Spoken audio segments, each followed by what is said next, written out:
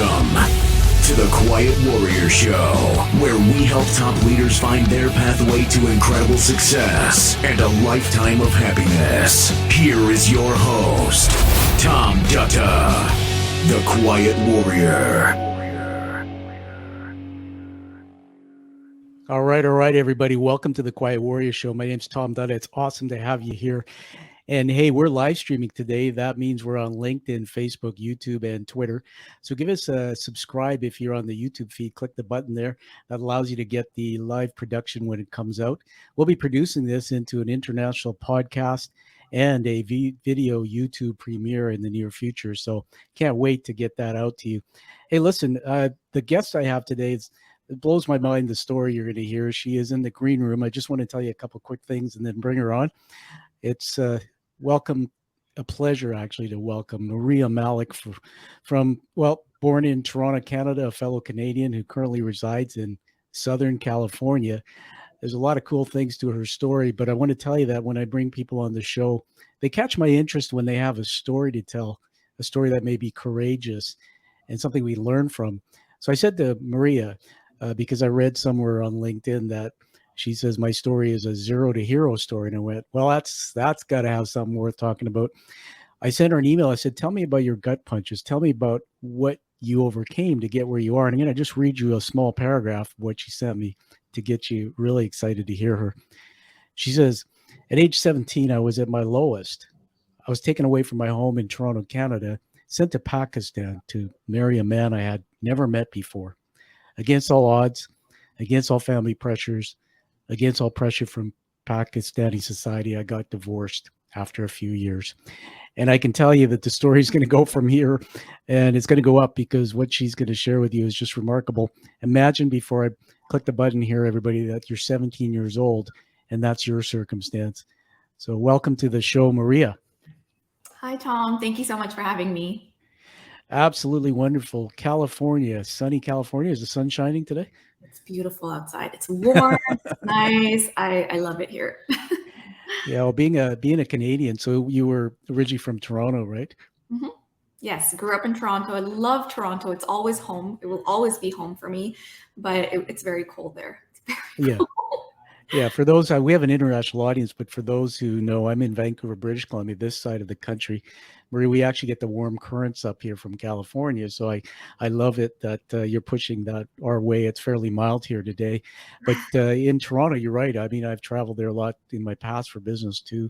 You have the Great Lakes, which kind of landlocks this beautiful city, and it does get cold. So, you know what? You and I connected. I told the audience a little bit about you. Let's go back into the story. Take us back. Well, go far as back as you want. I'd love to know about your childhood and just growing up, and then get us to age 17 in the story and what happened. Sure.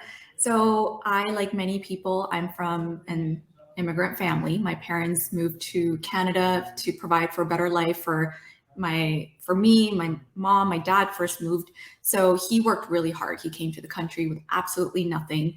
And the hopes was to basically give the family a good life. So my dad worked really hard. You know, we first lived in a 1-bedroom apartment for a few years. Then finally, when I had more siblings, we moved into a 2-bedroom. And my dad really also has, I think, a zero to hero story where he built everything from scratch. Eventually, what did he do when he was back home before he came here? Yeah. So when he was back home, so my dad was an artist and he was doing very odd jobs here and there. He was painting, he was a photographer for weddings. And in Pakistan, you don't really make that great of a living when you're a photographer or you're a painter. So he knew that now I have a family, so I need to, provide for the family. And when he came to Canada, he started with a very minor job. He was working at a factory, worked really hard. Sometimes I remember my mom telling me he would finish a 12-hour shift and then start another 12-hour shift. Oh my goodness. Work like that. Yeah. So I did see a lot of, hard work while growing up. And I think that it reflected a lot on me and made me the person that I am too. But we came to the country. My dad worked really hard, gave us a very good life. But I think the problem was that now as I was growing up, I wanted to be part of Canadian society. I wanted to wear what I wanted to wear. I wanted to go out with friends. As I was growing up, my parents were so used to the life in Pakistan where girls just stayed home. There were very homely and they like to cook and clean and just be with the family. Whereas I was very different. I was very sporty. I joined every sports team and I just wanted to be out all the time and love the outdoors. So as I was growing up, I think my parents were just getting a little bit scared that she doesn't know anything about our culture and she's completely moving the other way. And girls don't do that in Pakistan. Girls don't do this. Yeah. So my parents, I guess their remedy for this was to put me in an Islamic school when I was just finishing grade 6. And that was in Toronto as well. Yes, so that was in Toronto. And this is where all my friends were now moving on to middle school and, you know, they were then going to go to high school. So my parents put me in an all-girls Islamic school and I hated it. Hated every second of it. Now I had to wear the hijab, I had to wear an abaya, and I have lots of respect for people that do and people that want to do it because it's their choice, but I didn't want to wear it. And for me, it was just very different going from public school where I could play sports, do all these things, to now a very conservative Islamic school where there was a lot more emphasis on Islamic studies. There was a lot more emphasis on culture, and you couldn't go out because it was a girls' school. They wouldn't even let you out. There was no recess. Recess was just, okay, wow, you have 15 minutes, just sit on your desk. There was no sports, nothing. And me being very sporty while growing up, like I was craving that. So eventually I started to revolt against them a little bit. I was like, I don't want to be here. I don't want to do this. And I started failing my classes because I just wasn't happy. I was always just a B average student. I wasn't anything, like I wasn't that smart to begin with, but I maintained good grades before that. And now I just kind of gave up. So I was failing my classes. I was always in trouble. I got suspended once for going to the coffee shop right next to us, which is like a 10-minute, like not even 10 minutes. It was like 10 steps away. So I think that for me was the last straw when I got suspended for going to a coffee shop. And what age were you now at this point? This was probably like 15, 16, probably wow. 16. Yeah, so congratulations for getting suspended in a coffee shop. I never had that experience. And you know what? You have a life experience that I'm going like, oh my goodness. I'm going to get you to catch your breath for a minute. I want to just chime in there. First of all, I love your story. I'm honored to hear it. And, you know, I know that you're doing a lot of speaking and it's a lot of courage to come out and speak about this story. So I want to honor you for doing that, Maria, because for every one of you that does it, I know there's 10 others that, you know, want to speak. I have a connection to you in that my parents were born in Fiji, but my grandparents are from India. And so I'm an immigrant to a country where, you know, I've written about this, where fitting in is, I had a saying, I say that stepping up and fitting in is not selling out. Mm-hmm. But unfortunately, I've met a lot of South Asian people from other countries that the young people have this hidden secret where they're struggling with it, and they love their parents, and they just feel like they're in this box. And so let's going back into the story. You know, a couple things I wanted to ask you about that was sports. I just want to give it back to you. Tell me about the kind of sports you played and where does that come from? A passion in your heart or an experience? And then tell us about your mom. You haven't talked about her much, and so give it back to you for that. Yeah, absolutely. So the sports came with me starting to play volleyball, and I was always good at sports. I loved gym. Like I was one of the students that actually looked forward to gym. And I got into track and field. I started playing volleyball. I loved volleyball. I even joined the baseball team. I even tried out for basketball, even though I was terrible at it. I was still like, no, I'm going to try it and see how it is. Did not make the team for basketball, but I was really good at volleyball. I was on the track and field team, and I was also on the baseball team, and I was really good at it. So, which is why I just wanted to keep going, and it was fun for me. I wasn't a very studious student to begin with, even though I was, like I said, B average, but sports were fun. That's why I wanted to do it. And I'm an active person. So that's why I love doing them. And my mom, she was like any other, you know, typical Pakistani mom, stay-at-home mom, taking care of the kids. And me being the eldest, I had to kind of take on a mom role too, because I had 3 younger siblings. Yeah. So I was the one picking them up from school and dropping them off. And a lot of these extracurricular activities were after school. So my mom would be like, no, you need to pick up your siblings, bring them home. And I was like, no, but I have track and field. I have this, I have that. So there was a lot of tension there. And my mom, she kind of expected me to come home and like help with the cooking, the cleaning as I was getting older. And I tried to do it as much as I could, but because of that conflict where everything was after school and then I was expected to come home and help with everything, Me and my mom used to just clash a lot. She expected me to be a certain way, and I was kind of going the exact opposite. I was a tomboy, and I wasn't very feminine at the time, and my mom was like, girls don't dress like that, and girls aren't supposed to speak like that and everything. So that's kind of about my mom. She was just great cook, always at home, taking care of the family, and I was expected to be just like her. Yeah.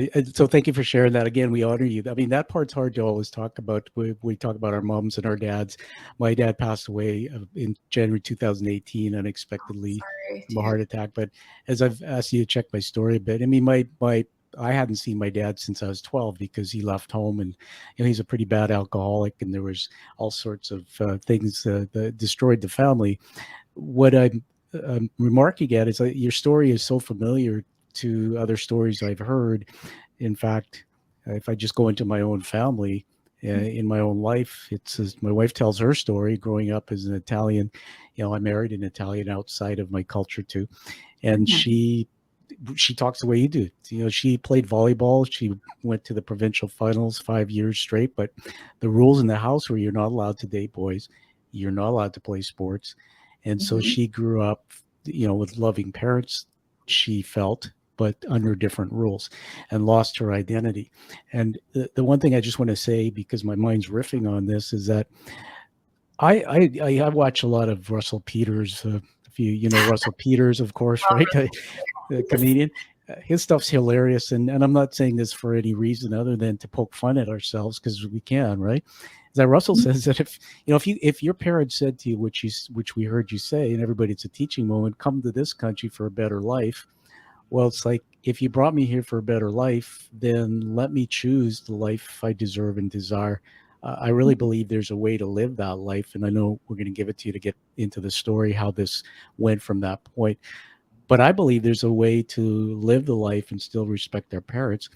And this is a bold statement, but a woman I met who was a psychologist, she's this Asian lady, and she says, I was the worst parent. I controlled my kids and all this. And she says, let me tell you, and let me tell your audience, mothers have one job and one job only. That's to pop you out.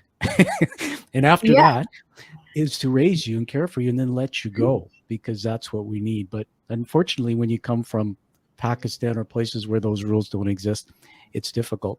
So going back into your story, here you are around 16, 17. Hopefully somebody posted bail to get you out of the coffee shop. Yeah, that was a bit shocking to me. I knew the school was strict, but I went to the coffee shop, got suspended, and I didn't even tell my parents. So they gave me a letter, and the next day my dad dropped me to school, and I just went into the building, and instead of going to class, I knew I was suspended. I went to the mall for the first time, and this is me at age like 16. And I was with my hijab, my abaya, I had my uniform on. I was like a kid at a candy shop in a mall, first time. And I was like, oh my God, this is the real world, like that's what I felt like. So I did that for 2 days because I was suspended for 2 days and didn't tell my parents. At the end of the day, after being at the mall the whole day, I just came back. My dad picked me up and my siblings went home. And I was like, okay, I got away with this. They don't know. But obviously the school sent a letter home. My parents found out, where were you these 2 days? You were suspended. You weren't allowed in class. And I was like, oh, I was at the mall. And I think that was when they were like, oh my gosh, what are we going to do with her? Like, I was becoming a bit of a troublemaker. I'm not going to lie. I was becoming very rebellious because I'm like, what's with all these rules? I can't even go to a coffee shop. I don't have recess. I can't play, any volleyball anymore. I can't do anything. It's just sit there and study. So my parents, eventually they were like, when principal called us in one more time for something, I don't even know what, like I was being called in every other day or something. And my dad at one point got so frustrated. He's like, what do you want? Like, what is it that you want? And I was like, I really just want to go back to a regular public school. So by this time we had moved closer to the Islamic school too. Yeah. So we were now living in Scarborough, and my dad just fed up. He's like, okay, fine. He's like, but you have to bring up your grades and you have to continue wearing the hijab. And I was like, done. Okay, I will do it. Anything. So I went back to an Islam public school, and this was grade 11. So this was just, oh my gosh, I felt like I was a bird that got let out of a cage or something, because now there were girls wearing makeup, they were wearing jeans, and I was so happy to, get back into that. And I knew I was like, okay, I have to bring up my grades. But I think because I was in the Islamic school for 4 years, those 4 years, I'd fallen behind so bad. And they put a lot more emphasis on Islamic studies. So I started failing everything. I was failing math, I was failing science, I was struggling, or I was getting like 50s and whatnot. And at this point, I wanted to kind of live life, and I was hanging out with my friends at lunch. I was telling my mom I'm studying, or I'm just going to go do this and, go to like my friend's house. We'd watch movies. By the way, I wasn't allowed to watch movies. We didn't have cable. I wasn't allowed to watch movies. So very, very strict parenting. So I started hanging out with my friends, and obviously my parents caught on that she's skipping school, she's skipping classes, and they freaked out even more. And eventually, I think the last straw for me was taking off the hijab. I was like, I don't want to wear the hijab. Yeah. So I would take off the hijab when I get to school, like a lot of other girls, surprisingly. So parents would drop me off. I'd have my hijab on as soon as I got and take it off. And I hated doing that. Now that I think about it, I'm like, oh, that's such a terrible thing to do. But I was trying to please my parents and kind of live my life too. So there was that dilemma in the clash of two cultures. I just want to jump in there. So first of all, again, honoring that you shared that. It's hard to share that, but the thing is, I'm experiencing this and just hearing you that. And my show is about what I call the hero's journey. It's based on Joseph Campbell's narrative that we get to points in our life where we have so much pain in our life or some things that we're struggling with. Most people hear that call to adventure, it's called, and they answer it, and then they do something with it. Like you rebelling, going on a journey to discover yourself. But sadly, many people out there live in that pain still, and they ignore that call to adventure to really do something different. So there's something innate in you, which is admirable about courage and resilience. I think those are character traits that people have as they're born. That's just something you find and you use it or you don't. The part that keeps coming to my mind is identity. I find it very terrible to find that somebody's identity is taken away. And a lot of the next gens, and I felt this a little bit growing up, a lot of the next gens feel that they're in this life to please their parents, and I'm going like, no, you're not in it to please your parents. In fact, I said to my own daughter, who's 24 in New Brunswick University, later as she left home, I said, no matter what grades you get in school, no matter who you marry, Dad loves you. I said, those things are not defining what I think of you.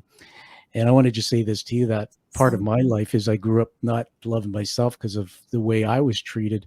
But, love comes from inside, and that's something that you bring with your story. And then we'll get into what you're doing with it.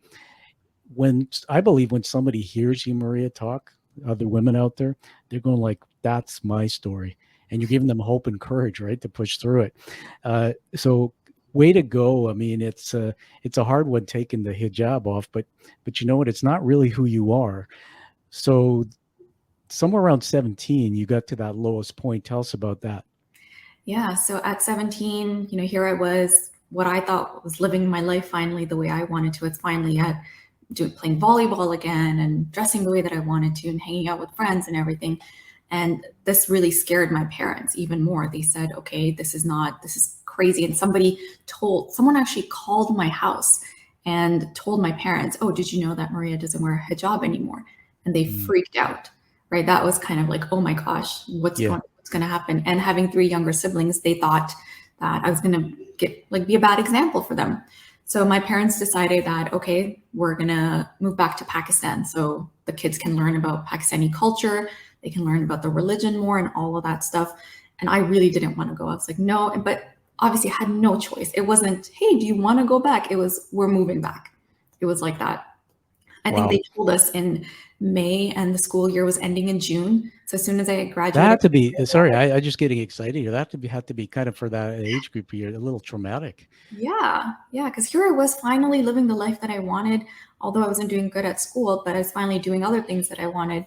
And my parents were like, nope, we're moving back. So we literally, as soon as I graduated in June, started packing, had no choice whatsoever, had to go back. And that summer we just packed. And I think in August, so just 2 months later, we sold everything and moved to Pakistan. And that was a huge culture shock. I think it was my second time in Pakistan. When I went before, I was so much younger, so I didn't even remember much of it. Huge culture shock. Can you just take us into that picture? Because many people listening what's it like there? What draw a picture of that? Yeah, so it was anything at all. It was almost like a controlled chaos. So as soon as we got in the car, we were driving home, there were cars next to us with the back seat, like the trunks open with kids sitting there. And I was like, oh my God, that's so unsafe, right? But they were just laughing and having fun. There were motorcycles everywhere, bikes everywhere. It was so loud. It was like chaos, but somehow it was working, right? And when we landed, it was nighttime, so I couldn't even see what was going on. And I think in Pakistan, it's a little bit more dusty too, so there's a lot of fog. You can't see as clear. Yeah. Right away, you know, when your eyes have to like kind of adjust to a new like visuals, it was so weird. But obviously, I was with my family, and I thought, okay, everything's gonna be okay. We had like a huge welcoming at the airport, so that was kind of nice, you know, knowing that, oh, I have cousins, I have family, and because we didn't have any family in Canada, so it seemed nice at first. I was like, okay. Did you sorry to interrupt, but did you understand the partition, the history of that, and in India and whatnot? No, I had no idea about that. At that It's point. crazy. I've seen shows on it where people, and I have a friend who actually runs some companies here and goes back there. He's Punjabi, but in Pakistan, the partition, that there's actually houses where the partition goes through them, and the gates are only open so much time of the day. So the farmers have to get back across through the gates. Otherwise, they can't get back into their home. I mean, it's just, it's surreal. But anyway, keep going. I'm loving the story. Yeah. So I think the biggest difference for me was like, I'm an introvert, so I wasn't very talkative, and I get so drained. You're an introvert? Yeah. Look at you now. I know, right? It's such a different place that I'm in but now. It's hard work though. It's not an act, but it's work. I understand that because people think I'm extroverted, but I actually have that personality. Yeah, you get drained very easily from energy, from people talking to you and you standing up and speaking. You get drained very quickly. So here I was now, so many people. I just remember so many people. And we stayed at my aunt's house, and there were like 20 people there at that time. So it was just a lot for me. But obviously it was new, and I was like, okay, you know, it's not like I had a choice, and I was trying to make the best of it. So my parents enrolled me in a government school because I was like, I need to graduate. I haven't even finished grade 12. So they enrolled me in a government speaking school, a government Urdu speaking school. I spoke a little bit of Urdu, could not write it, could not read it. And I was told that all my exams were going to be in English. So they're like, yeah, don't worry, we'll give you your exams in English. I'm like, okay. My parents paid them the fees and everything. So here we are now, starting a new life. My parents got like a small house for us. And I was kind of told that, oh, living in Pakistan means you're going to have, you know, people helping you with, we're going to have like maids come and do the cleaning. You don't have to do this anymore. You don't even have to go to school if you don't want to, right? You just look pretty, you go shopping all day. They sold me on this lifestyle that does happen a lot there. Like women there are expected more to just wake up, look pretty, and, you know, take care of themselves. There wasn't that emphasis on you need to get an education and you have to have a career. There was none of that. Very different lifestyle for women. So I was now put into that lifestyle, but I was like, no, I still want to finish school. I haven't even graduated, you know, high school. And that for me was like, oh my God. And how did your siblings adjust to that? So my siblings, they were put into a private school because my parents were like, no, we want to, for some reason, I was put into a government school. My siblings were put into a different private American school, and they didn't like it either. My siblings were all very sick all the time. I surprisingly did okay, but they couldn't adjust to the water there. They were all losing so much weight. When we all came from it, I think we were all healthy and, you know, but my siblings, they were just losing weight so rapidly. And during this time, I guess what ended up happening was when you come from a different country, you kind of attract attention there. So we would have people come to the house, random people show up, hey, we know you have a daughter who's of age. And mind you, I was just 17. Like, you know, we have a son or have a nephew. We want to talk about marriage. So I used to see that almost every weekend. Wow. And sometimes even during the weekday. Didn't think much of it, but I think it really got to my parents' head too. Like, oh, okay, so she's 17, or okay, we have to get her married. So this is really when that all kind of came in. And when this started happening, my mom told me, hey, so when you were born, you were promised to someone. And I was like, who? I don't even know who this person is. And they told me, yeah, you were promised to this person. I got to just highlight that. But for everybody, come back. This is a teaching moment. Listen to what you're going to hear here, because for a lot of people, it's surreal. Keep going, Maria. Yeah, they said you were promised to your cousin. not even just someone, like your cousin. And I was like, what? And my mom told me when you were born, my aunt said, oh, when she grows up, she's going to marry my son. And my mom now, she was saying, look, they're so successful. They're very wealthy. Wealth is like one of those things that's the number one thing people look at there, right? They're very wealthy and he's a good guy and you should marry him. And I was like, no, I'm only 17 and I don't want to get married. Right. But we were now 6 months in and my parents had decided that they don't want to stay in Pakistan anymore because everybody was sick. Nobody was liking it. And my mom and dad were looking at me and they're like, well, she's of age, so maybe we should just get her married. And so they decided that I was going to get married. And my dad did ask me, he had a conversation with me. He's like, instead of you coming back to Canada, why don't you get married? You'll live such a good lifestyle here. It's a good family, et cetera. And I was just like, no, I don't want to do that. And my dad, I remember specifically told me, he's like, well, if you don't do it, I'm never going to speak to you again. And there's no room for you in this family anymore. Oh my goodness. Just hold on a minute. I got to chime in here. Catch your breath. Yes. I know this is a story that you tell a lot, but and you seem to be able to separate the emotion from it. So congratulations on that. While you catch your breath, I just want to put something on the screen here. Looks like you've got a fan who's sharing some feedback with you. It says, for those on the audio, your story is very inspiring to all of us. And that's from Mahira Fatima. Who's that? Oh, thank you. Do you know her? No, maybe someone. Yeah, well, I got it. Hi, Mahira. Thank you. So now I got to say that's the fun thing about live stream because it's indelibly marked on the show. But Maria, you are inspiring because your story is connecting to this person, and hopefully they'll be able to find you somehow. But just take that off the screen there. We'll put it back up later. I've got to say to you that my heart aches for you, and I know you're past this now with your family. That's probably the most hard thing for any child or young adult to hear.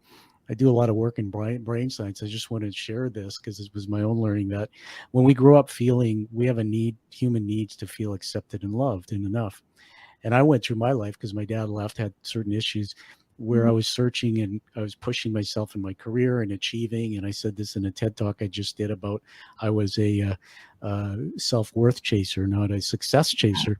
I was doing things for the wrong reason, but at a young age, we have this brain that can't rationalize. It's called it's in the limbic system, and it wires everything in we hear and see as truth. And then later in life, if somebody says to you that, I'll never speak to you again, or they create this sense that you're no good, for a lot of people, that their life's done. Some people go into mental illness, they turn to addictions and drugs. I'm so proud of you. I know you're going to tell us more about how you got out of this, but there's far many people who don't get out of it. So there you are, and your dad's saying that if you don't get married, you won't be able to stay in this family. Incredible. So take us from there through to how you got out of it, and then when you started the journey of figuring out what are you going to do with that story.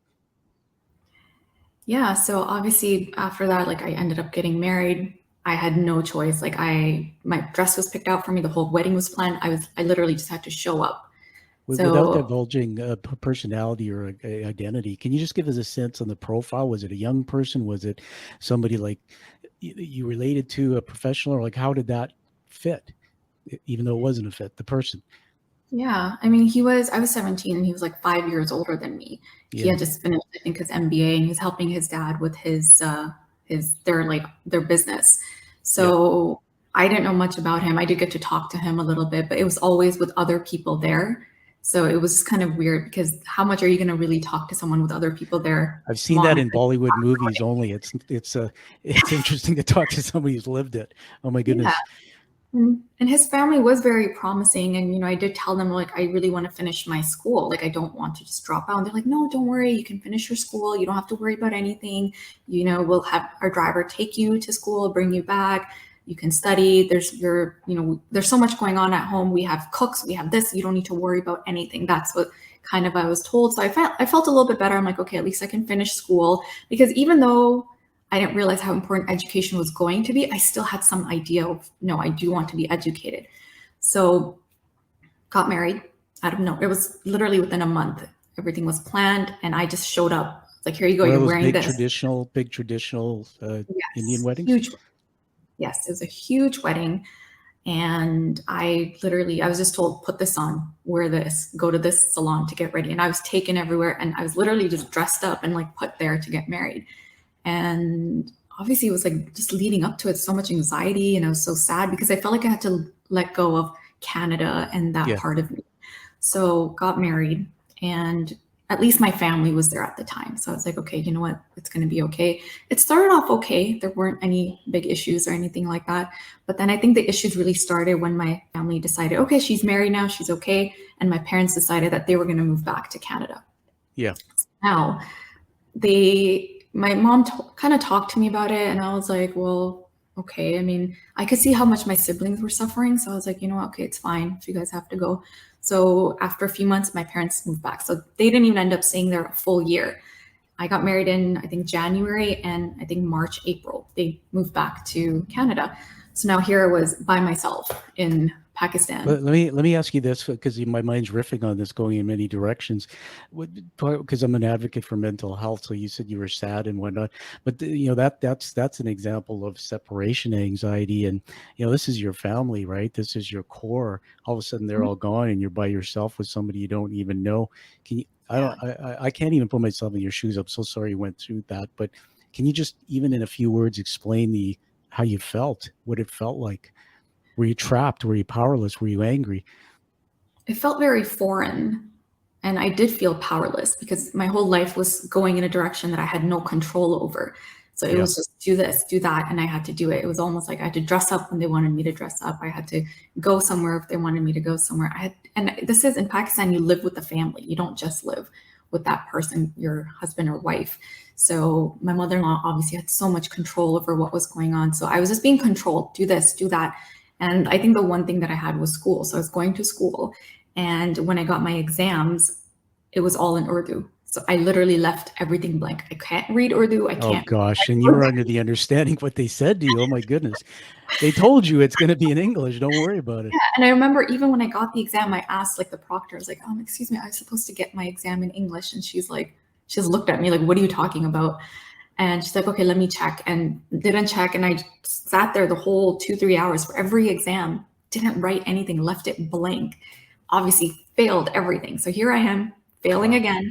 And my in-laws were like, well, you're failing, so what's the point of sending you to school? And I told them, I think I need to go to an American or British standard school, so everything is in English.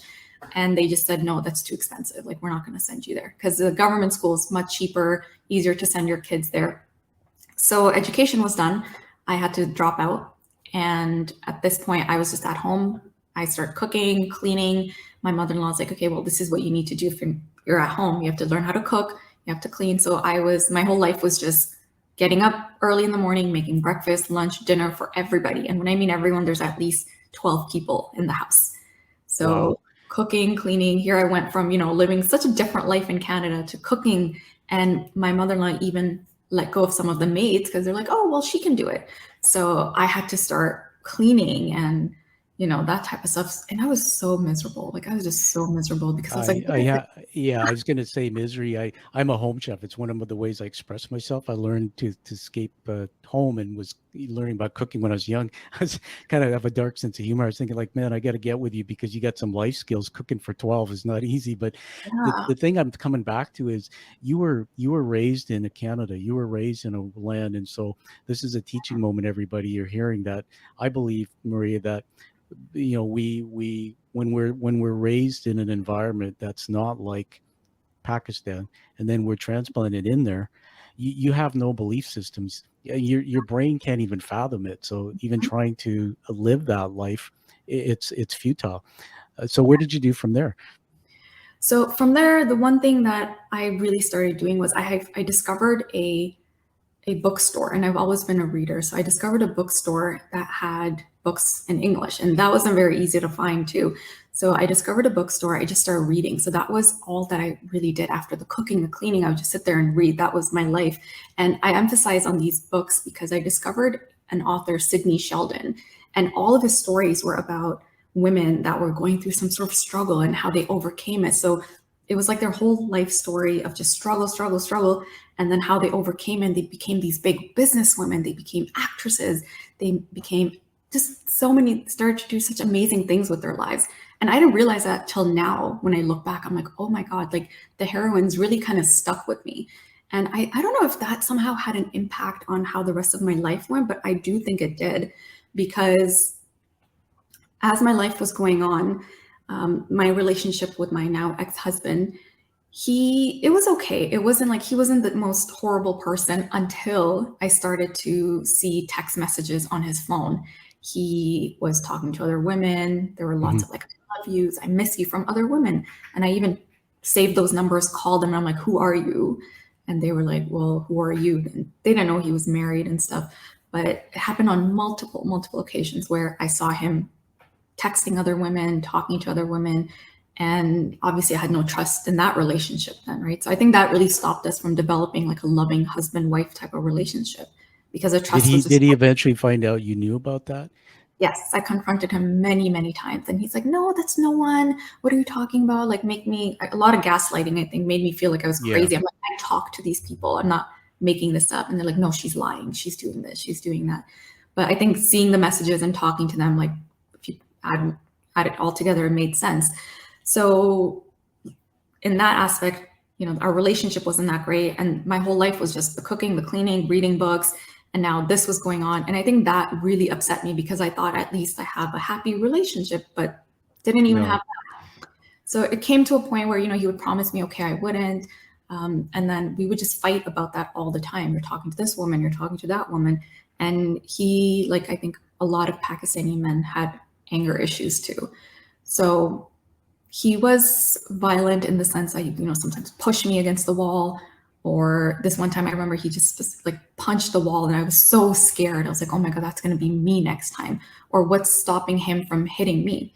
And this is a time before iPhone. So I couldn't really talk to my parents. Anytime that I did, it was in the family room where everybody else was there on a phone. Yeah. So here I am by myself. No privacy. No privacy whatsoever. So I couldn't even tell them anything that was going on. So then there was this one day where I think for the 7th or 8th time, I still saw messages from women on his phone. And I was just so depressed. And I talk about this in one of the article that I wrote, but I came to a point where I think that was my lowest point. I went into the bathroom and I was just like ready to end it all. I was like, okay, this is it, and what I ended up doing was, now I laugh because, I mean, I don't know. It's such a weird feeling, but I tried to like slit my wrist with some glass, and oh my gosh, it's giving me like the chills just talking about it. But why don't we let you pause, and I'm just going to talk at you for a bit. First of all, I love your story. I love you, and I'm honored that you're sharing it. I know it's painful. It's funny because you're a strong woman, but I see that emotion. Even if we're watching the video, I can see that. I'm really sorry that you've gone through that. It's horrible, and no man should treat any woman that way, or vice versa. We'll get back to the suicidal. They call it ideation, when you actually plan or think about that. To get to that point, you're almost at the point of hopelessness because you feel there's no way out. But this really is why I love your story, and I want to support you, is because I've learned just from people I've met in Canada, especially the youth growing up in the South Asian community. And I grew up with a father he drank, but he hit my mom. He hurt my mom. And I saw my uncles hitting their wives and treating them that way. And I grew up wondering, is this, do all men act this way, or is it a thread back to, India? Why is it like that? So we won't get into that, because there's definitely a cultural issue there, but this exists in every culture. And I wanted just to say this to you while you catch your breath and pause a bit, that there's a woman I met here when I wanted to write my first book, Kamal Dillon, and if you search her, you'll find her. And she wrote a book called Black and Blue Sari. She met me at Starbucks because I found her on LinkedIn. I just wanted to find an author I could talk to about how you write a book when I wanted to share my story. And when I sat down with her, she looked a little odd, and she said, see these little slits below my eyes here? She said he tried to gouge my eyes out. And so she basically in her book accounted years of he poured gasoline on her and tried to light her on fire, What? and he broke her jaw 7 times. Oh If you my go close to her, she's a beautiful woman, but she looks like she's the elephant woman when you get close. God. And her, so you need to meet her. She turned that story, as a Canadian she is now, and she's living pain every day, but she turned it into a story of hope. And sadly, and why I'm so proud of you, it was too late. She spoke up too late. You're young and speaking up early and inspiring people. But going back to what I was saying, that this anger management thing, I think it is an epidemic in certainly I know in the South Asian community, the young people have such anger, and I don't think we can solve it on this show, but I'm starting to have feelings that maybe it's because I know a few people like that maybe it's because of the pressure, no excuse, that's to be arranged marriages, to the head of the family, to do the family business, and maybe, just maybe, there's some anger there being misdirected at the wrong people. I mean, everybody's not born angry, but there's absolutely no excuse. There's a line. So so there you are in the washroom, and did you actually, if you don't mind me asking if it's too difficult, did you actually cut your wrists and proceed to try to do that, or just thought about it? No, I did. I tried to do it. And I remember like I had cut myself once and there was like a little bit of blood, and obviously it hurt. And I was like, oh my God, but the pain was hurting even more. So I tried to keep going. And then obviously I think when I had taken the glass, I had to like take there was like a shelf of glass and there was stuff on it. So when I took it, I had to smash it in order to get a sharper, edge. So my ex-husband heard, and then I think my ex-father-in-law heard too, and the door was locked, so they were trying to like smash the door open as I was doing this. And it was just such, like, when I think about it, I'm like, oh my God, if someone had seen me, it was such a horrific scene, because here I am in a white nightgown cutting myself, and like there's blood dripping down. Like a horror show. Yeah, and just crying. And I remember my eyes were like so swollen because I had a mirror right in front of me. And then they broke down the door and stopped me. So they brought me out, called a doctor. The doctor, no one, and it's weird because nobody talked about it. And that's the weird thing. Like the doctor came, put bandages on me. Luckily I didn't hit an artery or anything, thank God, now when I think of it. But doctor came, I added lots of bandages and just told everyone to keep an eye on me, and that was it. And nobody talked about it. Nobody asked me, what were you doing? Or what was that? Or why are you doing this? None of that. It was just the next day, everyone's acting normal. And obviously I was just quiet, depressed, sad. And my mother-in-law called my mom and she's like, she's not feeling well. That's what she said to her. And my parents talked to me. And then when I picked up the phone, I just started crying. And because I think by now it had been like a year and a half since I've seen them or whatnot. So my parents were like, you know what, why don't you come see us? It's been a while. Why don't you come see us? So I was like, yeah. And right away, they talked to my parents. They talked to my parents, talked to my in-laws, and then they were like, okay, go for a few months, because they could tell, okay, things were not good. So the day that I was leaving for the airport, and I think this is such a significant moment because— Can you tell us the year or the month, the year? Yeah, so I think by now I was probably 18 and a half, almost close to 19. I don't remember exactly when I came, but I remember it was probably 18 and a half to 19. So I had been there almost 2 years. And the day that I was leaving, and this is what really kind of changed everything for me. The day that I was leaving, I put my suitcases, everything in the car, and I saw my ex-husband on the patio. So I was walking up to him slowly. I was like, oh, I'm just gonna scare him or something. And he was on the phone. And as I was going in closer, he was making plans with another woman.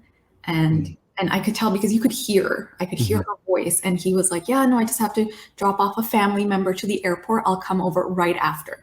And I just stood there and listened to the whole conversation. And then when he turned around and saw me, his face went white. And I could see him with his hand turning the phone off, right? And then I was like, oh, who are you talking to? He's like, oh, no one, just a friend. But I could literally hear the other woman. So that was the last time I talked to him and got on the flight. And I think when I got on the flight, I'm like, I'm never coming back. That's when I was like, I'm not going back. I don't care what happens, not going back. When I got to Canada, I saw my siblings. They were all so much older now. I hadn't seen them for 2 years, right? My sister got so much taller, and Oh, it was such a good feeling being back in Canada.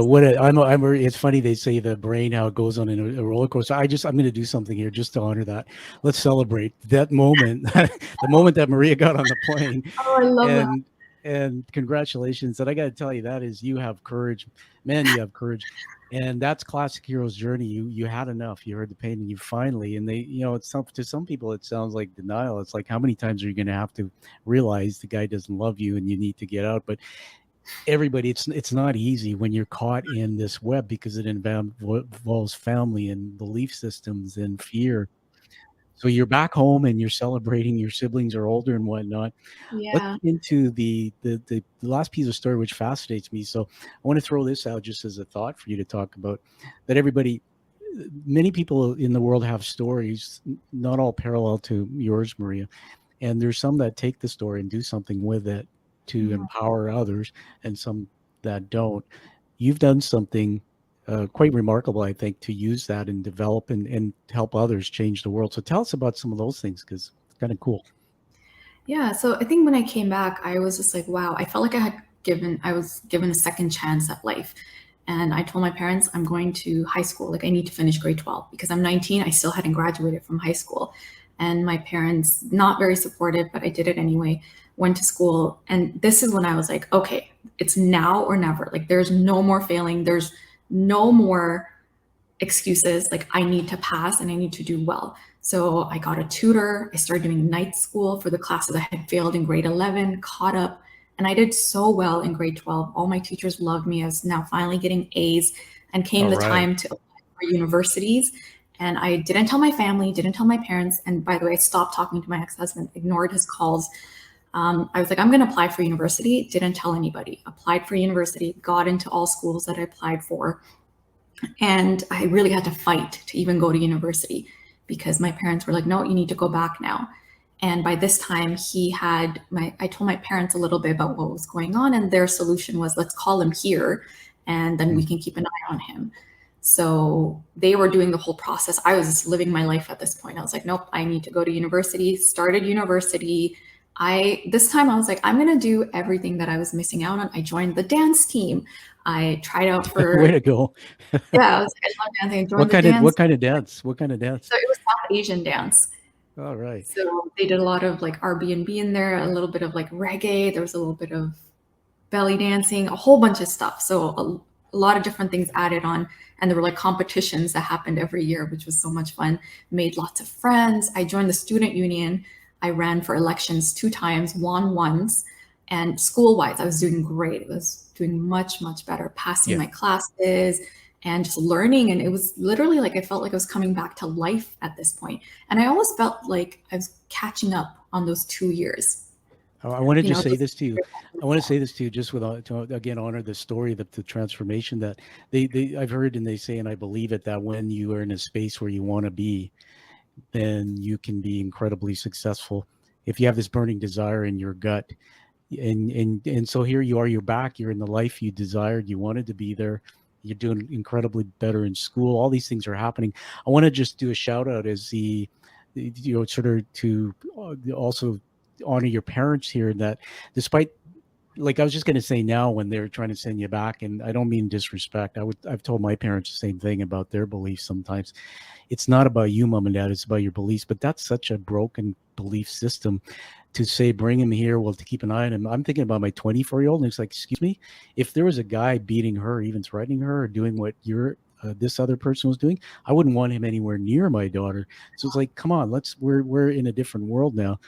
What I want to say too is that one of the things I'm learning from you, which I'd like to know if you've discovered this, is whether you believe in faith or not. I believe in my faith. I had to find it again. And by the way, I was kind of the black and blue kid growing up. Most of the abuse in my home was towards me from my father, physical and mental, when he was drunk. So I understand what it's like to feel hurt. But the thing I was trying to say about the faith is that if you believe, if you believe in yourself, and Mhm. you believe in hope, you just sometimes say why. They say, don't ask God or your God why those things happen with your parents' decision, but look for the meaning of it. And I really think that you were put in a situation for another calling, that you had to fight and survive when you were a kid. This is the hero's journey I'm seeing. And you had this resilience, play volleyball when they told you couldn't, do this. Now, because now you have these incredible superpowers, I think, to do what you're doing to help the Mahiras. Uh, so Yeah. you are doing a lot of things with that. Tell us more. And then you mentioned an article as well. Yeah. So, I mean, after that point, I was the first person to travel the world in my family, the first woman to graduate university, the first Where'd you woman to go? Where'd you get a go? job. I went to Where'd you travel? University of Toronto. And where'd you travel to? So I've been to Germany, I've been to London, Wow. Italy, Dubai, travel the world. I honestly, like after that, I feel like I lived my life, Yeah. all the things Good I for knew you. I wanted to do. Meanwhile, I still got my education, I still got a job, I'm still very responsible and everything. And I just the way that this the article came about with Toronto Life magazine is that I finally decided I didn't talk about this for so long because I ended up getting a divorce, and this is something you don't really talk about in the Pakistani community. So I didn't talk about it for a long time, and it was still something that was like eating me up. I was like, I should be talking about it. So eventually, I shared just a snippet of what happened on LinkedIn, and it really just blew up. I had like at least 100 people message me and say, "Oh my God." That's how I found you. Yeah. Too. Yeah. And that's when I was shocked. I'm like, I had no idea so many people had gone through this. And during this time, an editor from Toronto Life magazine saw the snippet and they reached out to me and they said, "Hey, we'd love to tell your story in more detail. Would you be open to that?"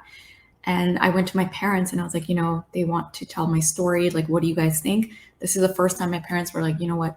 It's your story. Go and tell it. You have our full support. So just where they've come to as well throughout this whole thing, it's insane. They've evolved so much too, because again, you don't talk about these things in the Pakistani Of course. community. Yeah.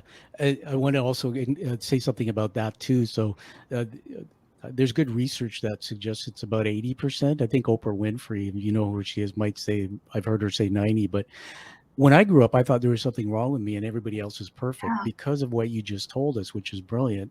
People don't talk about their traumas. What I realize and what the research shows, about 80% or more of people in the world have some form of unresolved or traumatic experience. It doesn't have to be this. It can be losing a job or losing a loved one. And we're Yeah. taught not to talk about, but here's the bold statement I'm going to make to all those people in the communities watching. It's like, wake up. What do you think? You're living in a bubble. I grew Hmm. up, and you can't expect that people outside your bubble are not going to realize that, sometimes, not all the time, you maybe mistreat wives, you maybe control your kids, you maybe don't let them make the choices. People know. There's a lot of good that our community does, but outside of that, we got to start talking about it, and more people are talking about it. And thanks to you, more people are making inroads there. I want to put this little comment up on the screen again. We got a little bit more from Mahira. I'm reading it out loud. She says, "I'm from India. My story is similar to you. I'm making it with my daughter, and I'm really glad you came out of this thing. I aspire to be like you one day. Lots of love from India." Isn't that amazing? Uh, Yes, it I is. can see the emotion in you. And I gotta tell you this. I'm so proud of you, but this is the thing. If it doesn't matter how many times tell your story, if you publish a magazine, who reads it? In fact, Brene Brown, who's one of my choice readings, she says, when you tell your story, not everybody deserves to hear it. Tell it to the right tribe. And if Mhm. one person on this interview today saw your story and you change your life, you're hit a home run, and you did. I mean, this is going to go viral too, and more people are going to hear about it. Uh, Yeah, and I so think that's why I want to talk about it more because yeah, you have to. we don't. And that's what I teach people now too, right? I teach people public speaking, especially introverts, Sure. because that's something I struggled with, speaking up and finding the right words and the courage to speak up, right? So that's why Fantastic. I do what I do now. And the only reason I've shared this story and put myself in such a vulnerable position is because I know who this is going to help other people. It's going to give people hope, if anything, someone that's You going you through have. You have. And now I'm going to move to wrapping us up because I know you have another commitment to get to. There's other things that you're doing with your work. You're a coach, you're doing public speaking to teach people, it. introverts. You're doing so much. And I believe there's more in you to come. So tell us where people can get a hold of you or any of your work, your articles. Yeah, absolutely. I mean, I'm very active on LinkedIn. And if you've gone through something like this, please connect with me, message me, if you're someone that is afraid of public speaking, I'd love to help you. And the article, if you want to know more about the story, it's on Toronto Life magazine. So you should be able to find it there. But yeah, LinkedIn, I'm there 24/7. That's amazing. And you can send me the link. We'll put it in the show notes. I wanted to be quick here because I know you got to run, but I'm going to full screen myself. Yes. There is a background on my screen there. That's my flat screen. That's actually called a challenge coin. Challenge coins were created in World War II. When I started the show years ago, I wanted to have an award that would go to heroes that came on the show who checked their egos and told us the truth, and we learned from it. And you're a quiet warrior, and not everybody gets on my show. So this coin is handcrafted and painted. The front is the show image. The back is incredible. It's the hero's journey narrated, designed. You're going to get this, and today I'm inducting you into the Quiet Warrior Tribe. You'll join people in 17 countries now. Less than 40 a year go out. So you're joining the tribe, and you'll be connected for life. Welcome. Oh my God. Thank you so much, Tom. I really appreciate you having me and giving me the opportunity to talk to you about all of this. And just thank you so much. I really, really appreciate it. All right. As I let you go, I write 4 words down, leadership words that I write as you talk. One is courage. One is love. One is resilience. And one is I just got to say, wow, for somebody your age, what you went through and what you're doing with it. Fantastic. So everybody find this show and give it a listen when it comes out. Subscribe to the podcast and also the social media YouTube channel, and live the life you deserve and desire, like you've just heard from Maria. Wow. And come back again and hear this story when we air it soon. Thanks, Maria. Of course, Tom. And I really want to thank you as well for having people like me tell their stories. I think the more people hear it, the better. So thank you so much for what you're doing as well. All right. I don't think you even know how great this is for everyone. Well, thank you. And I know you got to run now, so we'll see you again. You come back anytime. Awesome. Take care, Tom. All right. Bye. Bye-bye.